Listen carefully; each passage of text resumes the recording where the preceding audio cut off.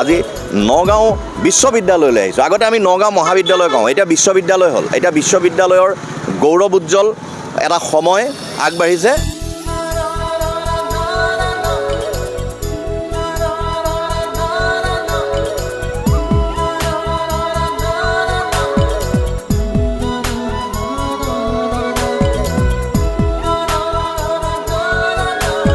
ইতিমধ্যে ৰাস্তাত আমি ছাত্ৰ ছাত্ৰীসকলক লগ পাইছোঁ। এইবাৰ আমি পৰম পূজনীয় গুৰু আমাৰ ধ্ৰুৱজ্যোতি ছাৰক আমি লগ পাইছোঁ। সকলোৰে নগাঁওবাসী তথা অসমৰ বিভিন্নজনৰ মাজত এটি পৰিচিত নাম, পৰিচিত মুখ, আৰু ছাৰৰ এই তত্ত্বাৱধানতেই আমিও ছাত্ৰৰূপে জীৱনৰ এটা সময় পাৰ কৰিছোঁ। গতিকে ছাৰক সৰস্বতী পূজাৰ এই পবিত্ৰ ক্ষণত মই ধন্যবাদ জনাইছোঁ, শুভকামনা জনাইছোঁ আৰু ছাৰক আমি সেৱা জনাইছোঁ।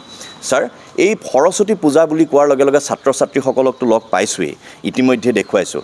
আজি মই আপোনাকো লগ পাব মন গ'ল, যিহেতু নগাঁও কলেজৰ পৰা নগাঁও ইউনিভাৰ্চিটি হ'ল, আৰু সেয়া হ'ল ছাৰ 2023 চনৰ পৰা। আমাৰ কাৰণে গৌৰৱৰ কথা, নগাঁও কলেজখনে এতিয়া আৰু বহল ৰূপ পালে। গতিকে এনেকুৱা এটা পৰিৱেশত আপুনি নিশ্চয় গৌৰৱান্বিত, আৰু সেই কলেজেই হওক বা ইউনিভাৰ্চিটিয়েই হওক, কিন্তু সৰস্বতী পূজাৰ যাত্ৰা একেটা মাত্ৰাতে গতি কৰি আছে। ছাৰ, কি ক'ব এই সৰস্বতী পূজাৰ দিনটোত আপুনি কিদৰে ছাত্ৰ ছাত্ৰীসকলক শুভকামনা জনাব আৰু কিদৰে পালন কৰা হৈছে এইবাৰ নগাঁও বিশ্ববিদ্যালয়ত সৰস্বতী পূজা? ধন্যবাদ পাপু, তুমি আমাৰ ছাত্ৰ আছিলা আৰু সেইকাৰণে তুমি আমাৰ কলেজখন বৰ্তমান বিশ্ববিদ্যালয়খনৰ কথা ভালদৰে জানা। আমি পৰম্পৰাগতভাৱে আমি ইয়াতে সৰস্বতী পূজা উদযাপন কৰি আহিছোঁ। মোৰ এতিয়া প্ৰায় 42 বছৰ ছাত্ৰ অৱস্থাৰ পৰাই এই বিশ্ববিদ্যালয় বা এই মহাবিদ্যালয়খনৰ লগত মই জড়িত হৈ আছোঁ। এইবাৰো আমি উলহ মালহেৰে আমাৰ সৰস্বতী পূজাভাগ ইয়াত ৰাতিপুৱা দেৱীৰ মন্ত্ৰপাঠেৰে আৰম্ভ কৰিছোঁ। পুৱা 9 বজাৰ পৰাই আমাৰ কাৰ্যসূচী আৰম্ভ হৈছে। তাৰপিছতেই অঞ্জলিৰ তৰ্পণ আৰু প্ৰসাদ বিতৰণ আৰু বিভিন্ন ছাত্ৰ ছাত্ৰী আৰু বিশ্ববিদ্যালয়ৰ পৰিয়ালবৰ্গ তথা প্ৰাক্তন ছাত্ৰ ছাত্ৰীসকলে আহি আমাক উৎসাহিত কৰিলে। খুব সফলভাৱে আমি আমাৰ কাৰ্যসূচী আজি সম্পন্ন কৰিলোঁ আৰু ইয়াৰ বাবে মই সকলোকে ধন্যবাদ জ্ঞাপন কৰিছোঁ। ছাৰ, আজি কি খুৱাইছে প্ৰসাদ? খিচিৰি আগতে থাকে, খিচিৰি, ৰুটি ভাজি, লুচি ভাজি, আজি কি খুৱাইছে বা? আজি আমি খিচিৰি, লেবেৰা ভাজি, টক, বিলাহী টক, ক্ষীৰ, এই গোটেইখিনি বস্তুৰে আমি আপ্যায়ন কৰিবলৈ চেষ্টা কৰিছোঁ। প্ৰায় প্ৰসাদ আছেই, আৰু তাৰ বাহিৰেও আমি চাহৰো ব্যৱস্থা কৰিছোঁ। প্ৰায় 2,500 ছাত্ৰ ছাত্ৰী, 2,500 ওপৰৰ ছাত্ৰ ছাত্ৰী আজি আমাৰ ইয়াত সমবেত হৈছে, আৰু সকলোকে আমি যিমান পাৰোঁ আপ্যায়নৰ চেষ্টা কৰিছোঁ। হয় ছাৰ। ছাৰ, অকণমান যদি আপোনাৰ শৈশৱলৈ যাওঁগৈ, এতিয়াতো আপুনি গুৰু দায়িত্ব, শৈশৱৰ দিনৰ সৰস্বতী পূজা কেনেকুৱা আছিল ছাৰ আপোনাৰ? শৈশৱৰ দিনৰ বুলি ক'লে, মই সৰস্বতী পূজা বুলি ক'লে এটা দিনতেই মই নতুন কাপোৰ লওঁ, সেইটোৱেই হ'ল সৰস্বতী পূজা। মই সৰস্বতী পূজাত, দুৰ্গা পূজাত নল'লেও মই বা বিহুত ল'ব নোৱাৰিলেও সৰস্বতী পূজাত কিন্তু মই নতুন কাপোৰ এসাঁজ লওঁ, আৰু সেই নতুন কাপোৰ সাজ পিন্ধি মই সৰুতে মই সৰস্বতীক মূৰত দাঙি লৈ পেলাই মোৰ স্কুলখনত গৈছিলোঁ। তাৰপিছত মই যেতিয়া বিদ্যালয় পালোঁহি, তেতিয়া মই ভৱেন্দ্ৰনাথ শইকীয়াৰ এটা গল্প পঢ়ি বৰ আপ্লুত হৈছিলোঁ। তেওঁ কেনেকৈ সৰস্বতী পূজা সেই সময়ত বিশ্ববিদ্যালয়ত উদযাপন কৰিছিল। তাৰপিছতেই মই আমাৰ মহাবিদ্যালয়খনতো প্ৰথম খেজুৰ পাতেৰে মণ্ডপ তৈয়াৰ কৰাৰ পৰা আৰম্ভ কৰি সন্মুখত এটা গাঁত খান্দি তাতে সৰস্বতীৰ প্ৰতিবিম্ব দেখা পোৱাকৈ আমি গোটেই ৰাতিয়েই কাম কৰিছিলোঁ, আৰু তাৰপিছতেই সৰস্বতী পূজাত ৰাতি 2-2:30 বজালৈকে কাম কৰি ৰাতিপুৱা আকৌ 4টা বজাতে আহি পেলাই আমি সৰস্বতী পূজা ভাগ কৰিছিলোঁ। লগে লগে আজি কেইবছৰমান আগতে বসন্ত পঞ্চমীও ইয়াৰ লগতে আমি কৰি পেলাই, গতিকে চিলা উৰুৱাৰ ব্যৱস্থা, কিবা কিবি বিভিন্ন ধৰণৰ কাৰ্যসূচী আমি কৰিছিলোঁ। ছাত্ৰ ছাত্ৰীসকলৰ মাজত আমি খুব উলহ মালহেৰে এই অনুষ্ঠানখিনি কৰিছিলোঁ, আৰু তেওঁলোকেও বৰ উৎসাহ উদ্দীপনাৰে ইয়াত ভাগ লৈছিলে। আৰু আজিও দেখা গৈছে যে বিশ্ববিদ্যালয়ৰ হিচাপে আমাৰ প্ৰথম সৰস্বতী পূজা বৰ সুন্দৰকৈ ছাত্ৰ ছাত্ৰীয়ে আজি উদযাপন কৰিলে শৃংখলাবদ্ধভাৱে।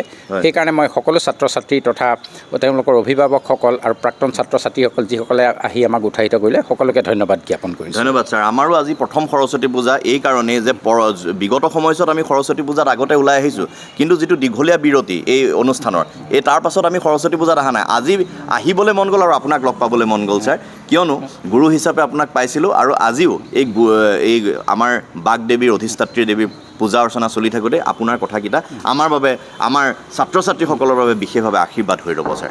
ছাৰ, খুব ভাল লাগিলে। আৰু লগতে ছাৰ, যিটো পৰিৱৰ্তন বৰ্তমান এতিয়া আমি দেখি আহিছোঁ, ৰাস্তাত একেবাৰে ভিৰ ভাৰ এটা পৰিৱেশ, আৰু সকলো ছাত্ৰ ছাত্ৰী ওলাই আহে, এই পৰিৱেশটো অকণমান পৰিৱৰ্তন হৈছে। এই পৰিৱৰ্তনটো দেখিছে ছাৰ আপোনালোকে? হয়, পৰিৱৰ্তনটো দেখিছোঁ। 1 মিনিটৰ কাৰণে কৰিব।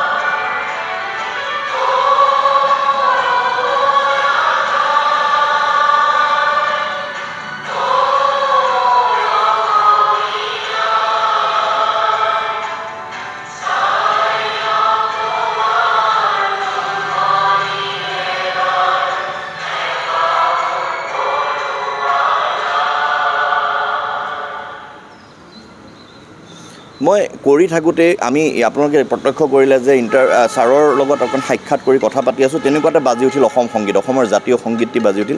এইটো মই জনা নাছিলোঁ ছাৰ, অকণ কওকচোন পটককৈ জাতীয় সংগীতটো বাজি উঠিলে। তাৰমানে আমি বিশ্ববিদ্যালয়খন যেতিয়া পুৱা 9 বজাত আৰম্ভ হয়, তেতিয়া আমি বিশ্ববিদ্যালয়ৰ যোনটো সংগীত, যোনটো আমাৰ সাহিত্যাচাৰ্য যজ্ঞেশ্বৰ শৰ্মা, তেখেত প্ৰথম অধ্যক্ষ আছিল, তেখেতে যোনটো গীত আমাৰ লিখিছিলে সেইটোকে আমি বিশ্ববিদ্যালয় সংগীত হিচাপে এতিয়া স্বীকৃতি দিছোঁ। আৰু সেই গীতটি ৰাতিপুৱা 9 বজাত বাজি উঠে, 9 বজাৰ আগে প্ৰতিদিনে বাজে। আৰু যি সময়ত বিশ্ববিদ্যালয়ৰ সময় শেষ হয়, সামৰণি হয়, সেই সময়ত আমাৰ জাতীয় সংগীতেৰে আমি সামৰণি। তাৰমানে এতিয়া বাজি উঠিল যে এতিয়া মানে বিশ্ববিদ্যালয়ৰ সময়ৰ সামৰণি হৈছে, কিন্তু ৰিচাৰ্চকে আদি কৰি বাকীবিলাক কাম চলি থাকে। কিন্তু শিক্ষকসকলৰ কাম আমি 4:30 বজাত বা আমাৰ যিসকল কৰ্মচাৰী অফিচ টাইম সেইটো 4:30 শেষ হয়। ভাল লাগিলে, এইটো কথা এটা নতুন কথা জানিলোঁ, হয়তো বহুতে জনা নাছিলে বা আজিৰ এই পৰিৱেশটোৰ মাধ্যমেৰে উমান পালে। গতিকে ছাৰ, আমি কথা পাতি আছিলোঁ পৰিৱৰ্তনটোৰ কথা, অকণমান পৰিৱৰ্তনৰ কথা বুজিলে আমি বিদায় ল'ম ছাৰ। পৰিৱৰ্তন মানে আমাৰ নগাঁও কলেজখন 1944 চনতে স্থাপিত হোৱা, আৰু নগাঁও মধ্য অসমৰ ৰাইজৰ এটা বহুত ডিমাণ্ড আছিল যে ইয়াত এখন বিশ্ববিদ্যালয় হ'ব লাগে। অসমৰ বিভিন্ন ঠাইত বিশ্ববিদ্যালয় আছে, বিশেষকৈ নগাঁও, কাৰ্বি আংলং, মৰিগাঁও এই অঞ্চল মিলি পেলাই এখন বিশ্ববিদ্যালয়ৰ অতি প্ৰয়োজন হৈ আছিলে। গতিকে আমাৰ অসম চৰকাৰক আমি ধন্যবাদ জ্ঞাপন কৰিছোঁ যে মধ্য অসমত এই নগাঁও মহাবিদ্যালয়খনকে বিশ্ববিদ্যালয়লৈ প্ৰায় 80 বছৰৰ পিছত উন্নীত কৰিছে, আৰু কৰাৰ ফলত এতিয়া আমাৰ বিভিন্ন ধৰণৰ পোষ্ট গ্ৰেজুৱেট আৰু PhD প্ৰগ্ৰেমসমূহ ইয়াত আৰম্ভ হৈছে। বা আগতে গুৱাহাটী ইউনিভাৰ্চিটিৰ আণ্ডাৰত পোষ্ট গ্ৰেজুৱেট বা PhD প্ৰগ্ৰেম আছিলে, বা অট'নমাছ হিচাপে থাকোঁতেও আছিলে। কিন্তু এতিয়া আমি নিজাকৈ 2Fত এপ্লাই কৰাৰ পিছত যেতিয়া আমি নিজাকৈ আমাৰ স্বীকৃতি দিব পৰা হ'লোঁ, এতিয়া আমাৰ আণ্ডাৰত PhD প্ৰগ্ৰেম যোৱাকালিৰ পৰা আৰম্ভ হৈছে। আৰু 2025 চনৰ 26 জুলাই তাৰিখে আমাৰ অসমৰ এজন বিশিষ্ট শিক্ষাবিদ ডক্টৰ হিতেশ ডেকা ছাৰে নগাঁও বিশ্ববিদ্যালয়ৰ উপাচাৰ্য হিচাপে যোগদান কৰাৰ পিছতে এতিয়া এখন ফুল ফ্লেজেড বিশ্ববিদ্যালয়লৈ এইখন পৰিৱৰ্তিত হৈছে। মানে নগাঁৱে এখন বিশ্ববিদ্যালয় পূৰ্ণাংগ ৰূপত পাব খুব চমুতেই পাব। আমি ইতিমধ্যে ইয়াৰ মাটিৰ বিচাৰ খোচাৰ চলি আছে। আমি প্লট অসম চৰকাৰক জনাইছোঁ, ইয়াতে প্লট নিৰ্বাচন কৰি অতি সোনকালে আমি এখন পূৰ্ণাংগ বিশ্ববিদ্যালয় হ'ব বুলি আমি আশা কৰিছোঁ। আৰু এইখিনিতে মই তোমাক এটা কথা জনাবলৈ পাই সুখী হৈছোঁ যে অহাকালিলৈ আমাৰ বিশ্ববিদ্যালয়ে এটা সংগীতৰ প্ৰতিযোগিতাৰ আয়োজন কৰিছে, ইণ্টাৰ কলেজ আৰু বিশ্ববিদ্যালয়, আন্তঃ বিশ্ববিদ্যালয় আৰু আন্তঃ মহাবিদ্যালয় ভিত্তিত। এইবাৰৰ আমাৰ থিমটো হৈছে জুবিন গাৰ্গ। জুবিন গাৰ্গৰ স্মৃতি সৃষ্টিৰাজিৰ ওপৰত কাইলৈ আমি আমাৰ ইয়াত বিশ্ববিদ্যালয়ত আন্তঃ বিশ্ববিদ্যালয় আৰু আন্তঃ মহাবিদ্যালয় এখন সংগীত প্ৰতিযোগিতা অনুষ্ঠিত কৰিছোঁ। কেই বজাৰ পৰা হ'ব ছাৰ? পুৱা 10 বজাৰ পৰা এখন প্ৰতিযোগিতা আৰম্ভ হ'ব। ইতিমধ্যে মানে কোনে অংশগ্ৰহণ কৰিব পাৰিব? বিশ্ববিদ্যালয়বিলাকৰ পৰা যিসকল বিশ্ববিদ্যালয়ৰ শ্ৰেষ্ঠ সংগীত শিল্পী আছে তেখেতসকলে ইয়ালৈ আহিব। ইতিমধ্যে 2-1 আহিছেও। প্ৰায় 52খন বিশ্ববিদ্যালয় আৰু কলেজে ইয়াত যোগদান কৰিব।